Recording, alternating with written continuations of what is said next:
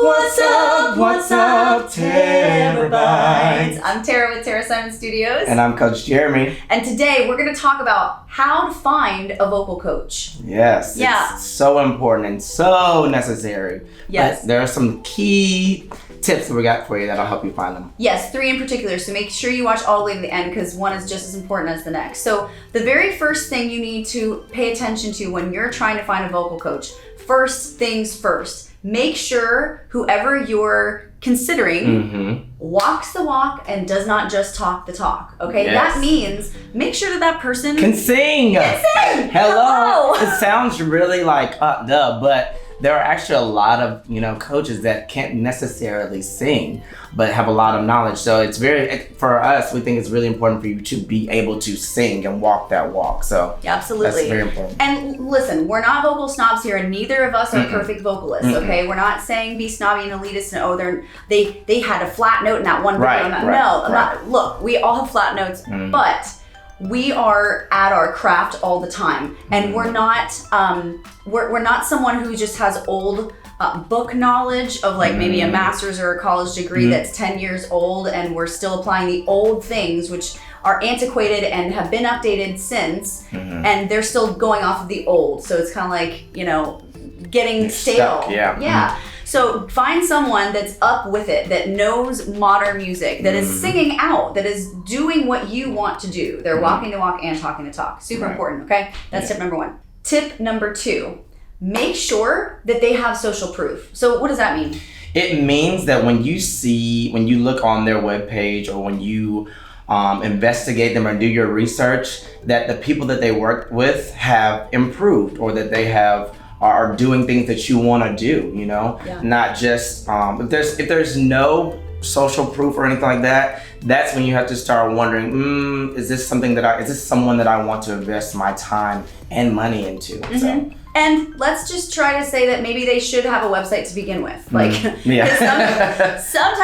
that doesn't happen either. And so what if you're going to use your hard-earned money and spend your time, talent, and treasure trusting someone to make you better in anything? I don't care if it's personal training, life coaching, vocal coaching, psychology, whatever it is, you want to do your due diligence. Make sure that person has invested in themselves and their brand first to look professional, to make sure that they are giving examples of the things that they've had success in doing with other people. And then you can kind of weigh and say, okay, well, this person kind of sounds like what I would like to sound like, and they're a student of theirs. So chances are I'm going to have a little bit more success going with this person. And you at least have that to gauge because you're seeing it on their site. You're watching video testimonials. Hopefully you're hearing reviews and things like that. Hopefully they at least have some reviews of people that have worked with them and saying, I started here, this is where I am, and recommendations like that. So. At the very least, written reviews. That would be the very least, okay? But I mean,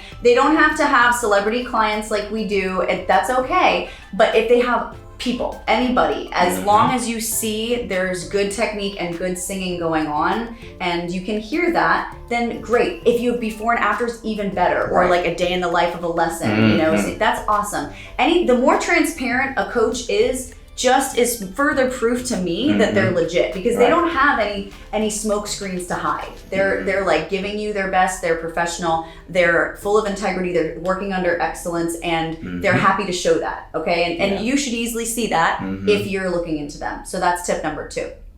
Tip number 3, make sure that they're aligned, at least loosely, with the genre that you're interested in studying. Absolutely. So if you are really interested in pop music or country music or any of these like contemporary styles, it would not be smart to focus or to take lessons from someone that is primarily focused on classical music. Right.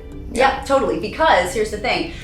That classical teacher, especially if they're like in a conservatory, university or something like that, if you're taking from someone whose life and blood is just classical music, they're not most likely, now there's exceptions, right? But they're most likely not listening to like, Kesha. They're listening to like Mozart, and they may not even be able to recommend the proper rep for you to work on when it comes to mainstream popular music because they're not as well versed in it.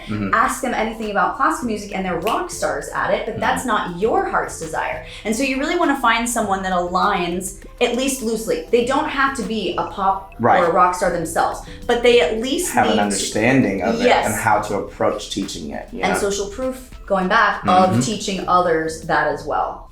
So to recap, make sure tip number 1, they're walking the walk and talking the talk.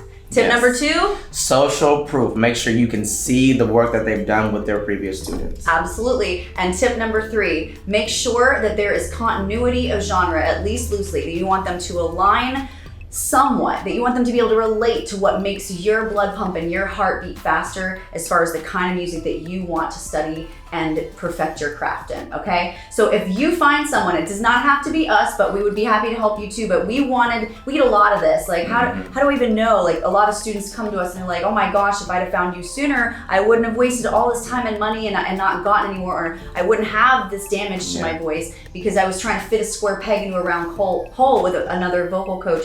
So it doesn't have to be us, but we thought a video like this would be very beneficial to make for you guys so that you at least had some guidelines, because unfortunately there is no gold standard to becoming a vocal coach. Anyone can say they are one, and what separates the wheat from the tares is the 3 tips that we just gave you right now. So we hope that helps you guys. We love you. We are proud of you. Thanks for being the best part of our channel. Spread some love, not germs. Yes. Social distancing. And we will see you guys on the next one. Make sure if you haven't, to subscribe to this channel for more awesome tutorials, reactions, and Sing Better in Seconds. Click the notifications and the like button, and check out the description box below for all sorts of amazing links to help you go on your vocal journey from maybe bad to good or good to great. We'll see you guys in the next one. Bye. See ya.